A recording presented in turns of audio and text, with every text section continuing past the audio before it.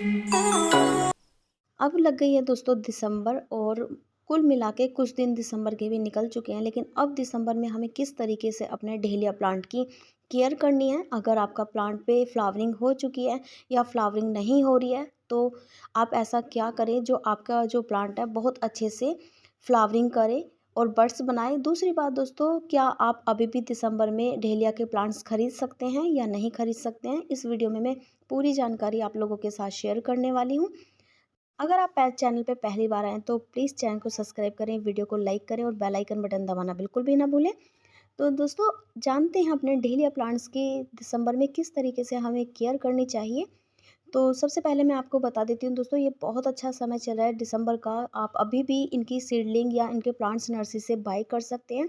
दोस्तों, नर्सरी में पहले ही प्लांट आ चुके होते हैं दिसंबर से पहले ही। वो क्या होता है, ठंडे इलाकों से आते हैं, उन पे फ्लावरिंग आपको मिलेगी और 30 या 40 रुपीज़ में वो आपको बहुत आराम से नर्सरी से मिल जाएंगे। लेकिन आपके पास अगर ट्यूबर पड़े हुए हैं पिछले साल के, या फिर आप इनकी कटिंग से इनको ग्रो करना चाहते हैं, तो अभी आप इन्हें ग्रो कर सकते हैं। क्योंकि जब रातें अच्छी खासी थोड़ी सी ठंडी होने लग जाती है तब ये प्लांट हमारे इंडिया में क्लाइमेट में चलना शुरू होते हैं। तो ये बहुत अच्छा समय चल रहा है, आप इन्हें अभी इनकी सीडलिंग खरीद सकते हैं या आप इन्हें बाय कर सकते हैं। बात करते हैं दोस्तों कि हमें अपने डहेलिया प्लांट से ज़्यादा फ्लावरिंग लेने के लिए क्या करना है। क्या होता है ना दोस्तों कि जब हमारे प्लांट हम बाय करते हैं तो हमारे प्लांट्स को वो एक ब्लैक कलर की पॉली पैक में वो लगाए रखते हैं। तो आप जब भी प्लांट बाय करें तो उसके बाद एक दिन रखने के बाद अपने गार्डन में अपने प्लांट को रिपोर्ट करना है। रिपोर्ट करने के लिए दोस्तों आपको सोइल मिक्स ऐसा देना है कि आपका जो प्लांट है वो बहुत अच्छे से ग्रोथ करे। सोइल मिक्स में क्या लेंगे, 50% अपने गार्डन सोइल और 50% वर्मी कंपोस्ट, काउडन कंपोस्ट या लीफ कंपोस्ट जो भी आपके पास है वो आप ले सकते हैं। 1 चम्मच आप नीम खली का इस्तेमाल ज़रूर करें, क्योंकि फंगस लगने का बहुत ज़्यादा चांस रहते हैं। क्योंकि हमारे जितने भी विंटर फ्लावरिंग प्लांट्स होते हैं इनमें हल्की हल्की सी नमी की ज़रूरत रहती है। तो इसीलिए आप इसमें 1 चम्मच फंगिसाइड भी ज़रूर मिक्स करें, जिससे कि अगर पानी की वजह से कोई फंगस वगैरह लगती है तो उससे आपका जो प्लांट है वो बचा रहेगा, सेफ़ रहेगा। देखिए दोस्तों, दिसंबर में हमारे प्लांट पे अगर आप पहले ही फ्लावरिंग वाले प्लांट ले चुके हैं नर्सरी से, तो आप उन्हें क्या करें, अगर उन पे फ्लावरिंग आ रही है तो आप उनको थोड़ा सा शेडी एरिया में रख दीजिए। इससे क्या होगा कि आपके प्लांट पे जो फूल है वो कुछ दिन तक ऐसे ही हेल्दी बने रहेंगे। अगर आप उन्हें दिन भर की धूप में रखेंगे तो बहुत जल्दी स्पेंट हो जाएंगे। दूसरा काम दोस्तों, जब आपके प्लांट पे बहुत अच्छे से फ्लावरिंग हो रही हो तो आप उनमें हल्की-हल्की सी नमी बना के रखें। नमी बनाने से क्या होगा, आपका जो फूल है वो ज़्यादा दिन तक तरोताज़ा बना रहेगा, फ्रेशनेस उसकी ऐसी ही बनी रहेगी। लेकिन सोइल जैसे ही सूखती है तो हमारा जो फूल होता है वो बहुत जल्दी स्पेंट होने लग जाता है। अगर आपके प्लांट पे सिर्फ अभी बड्स बन रही हैं, कोई अभी फ्लावरिंग नहीं हुई है, तो दोस्तों वो प्लांट आपको शेडी एरिया में बिल्कुल भी नहीं रखना है। अगर आप उसे शेडी एरिया में रखेंगे तो क्या होगा, आपकी जो प्लांट की लीफ है वो धीरे धीरे येलो होना शुरू हो जाएगी। बड्स बिल्कुल भी ग्रोथ नहीं करेंगी, प्लांट बिल्कुल ग्रोथ नहीं करेगा, उनकी जो ग्रोथ है वो रुक जाएगी। क्योंकि दोस्तों प्लांट जो होता है वो धूप से अपना खाना बनाता है। तो आपको उसको प्रॉपर पूरे दिन भर की सन दिखानी है, पूरे दिन भर की धूप में उस प्लांट को रखना है। आप देखेंगे कि आपका जो प्लांट है वो बहुत जल्दी से ग्रोथ करना शुरू कर देगा और आपका जो प्लांट है वो फ्लावरिंग तक पहुंचेगा। लेकिन शेडी एरिया में बिल्कुल भी ना रखें। शेडी एरिया में हमें तभी रखना है जब हमारे प्लांट पे खूब अच्छे से फ्लावरिंग हो जाए। जैसे कि आप अभी देख पा रहे हैं, मेरे प्लांट पे 3 फूल खिले हुए हैं और मैं अभी अपने प्लांट को सिर्फ हाफ डे की सन में रखती हूँ। क्योंकि अभी जो प्लांट है वो ग्रोथ कर रहा है, बर्ड्स भी आ रही है प्लांट पर, इसीलिए उसको हाफ डे की सन में रखा हुआ है।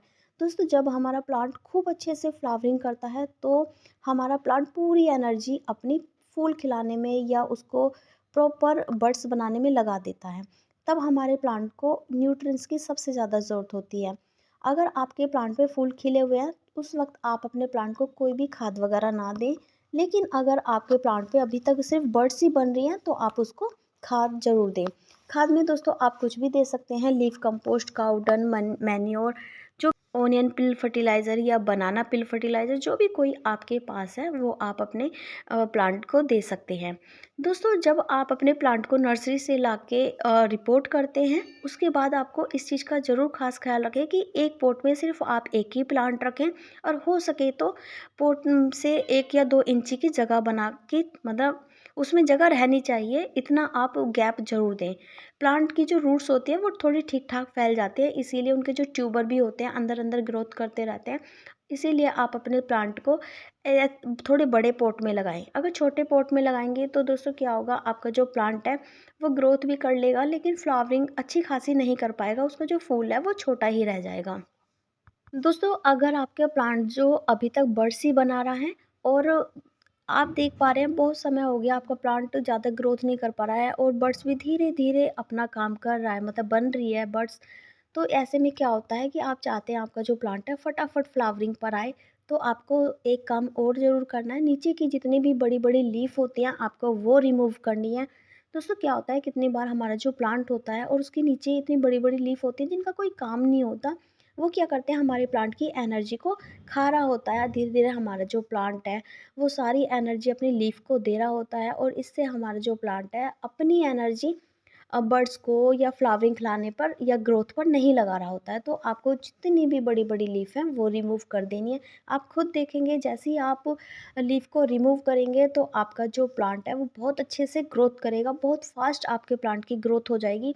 एक काम दोस्तों जो आपको ज़रूर करना है, वो ये है कि आपको अपने प्लांट की हफ्ते में या 15 दिन में गुड़ाई ज़रूर करनी है। दोस्तों, क्या होता है, हमारे विंटर के जितने भी फ्लावरिंग प्लांट होते हैं, इनमें हल्की नमी बनाने की तो ज़रूरत होती है, और उसी बीच में क्या होता है कि कभी-कभी फंगस का भी अटैक हो जाता है, या ज़्यादा पानी की होने की वजह से जो रूट्स हैं या हमारे बल्ब होते हैं वो सड़ना शुरू हो जाते हैं। फंजीसाइड का उपयोग आप करते रहें हर 15 दिन में, लेकिन अगर आप गुड़ाई करेंगे तो आपके प्लांट को बहुत अच्छे से ऑक्सीजन मिलेगी, जिससे कि आपका जो प्लांट की सोइल है वो भुरभुरी बनेगी, और आपका जो प्लांट के बल्ब हैं उनको भी हवा लगेगी, वो थोड़े फ्रेश फील करेंगे। तो इसीलिए गुड़ाई आप अपने प्लांट की 15 दिन में ज़रूर करें। जब और एक चीज़ का दोस्तों आपको और ध्यान रखना है, अगर आपके प्लांट की सॉइल बहुत ज़्यादा गीली है तब आपको गुड़ाई बिल्कुल नहीं करनी है, क्योंकि दोस्तों जब वो हमारी प्लांट की जो सॉइल होती है वो बहुत ज़्यादा जब गीली रहती है, तो हमारा जब हम उसकी गुड़ाई करते हैं उस चक्कर में क्या होता है, प्लांट की रूट्स हिल जाती हैं, कुछ टूट भी जाती हैं। इसीलिए आपको गुड़ाई तभी करनी है जब आपकी सॉइल थोड़ी भुरभुरी हो, सूखी सूखी सी हो, तभी आप उसकी गुड़ाई करें। दोस्तों, डेलिया वैरायटी में भी बहुत सारी वैरायटी आती है। एक पॉम-पॉम वैरायटी भी आती है, बहुत बड़े-बड़े फूलों वाली वैरायटी आती है, एक नॉर्मल फूलों वाली भी आती है। वो आपके ऊपर है, आप कौन-सा वाला फूल अपने गार्डन में लेकर के या प्लांट लेकर के आना चाहते हैं। तो जब आपके प्लांट अभी बेबीज़ हैं, छोटे हैं, तो आप उनको कौन-सा फर्टिलाइज़र दें जिससे कि आपका जो प्लांट है वो बहुत अच्छे से ग्रोथ करें, बड़े हों। आप उनको एक बार मस्टर्ड केक ज़रूर दें, चाहे लिक्विड में दें। मस्टर्ड केक से क्या होता है दोस्तों, हमारी जो प्लांट की है वो ग्रोथ बहुत फ़ास्ट हो जाती है। दोस्तों, अगर आप लिक्विड में नहीं देना चाहते तो आप ऐसे भी दे सकते हैं। सबसे पहले आप अपने प्लांट की गुड़ाई करेंगे।